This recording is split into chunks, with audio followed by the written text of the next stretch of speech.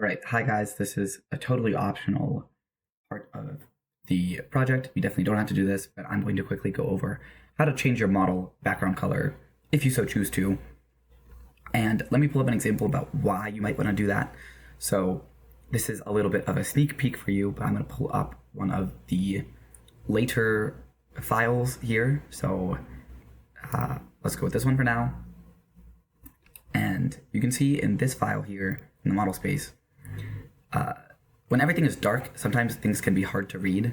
All of this will make sense to you in a little bit, but in my mind, I don't really like all of the dark text and dark colors that Civil 3D uses. I would much prefer things to pop out at me. And you can see, especially when the line work gets crowded, it can be a little bit hard to see what you're doing, especially if your computer's on a low brightness. And maybe I'm really Gen Z coded, but my computer's always at a low brightness, so I prefer to have a lighter background for that. So I'll just show you how to do that really quickly.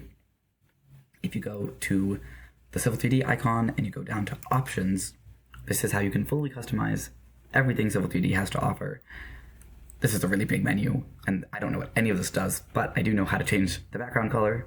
If you go to display and head down into window elements and to color, you can see here a preview of what your window color might look like and all of the different kind of views that you have in Civil 3D. So I'm just going to use the 2D model space and go to the color here and change it to white. Hit apply and OK. And I think this looks much better to me. This is easier to see, it's easier to isolate objects, and it's easier to see all of the different colors Civil 3D uses. So that's just a quick tip for you. Definitely don't have to do this, but if you want to change the background color, that's where you can.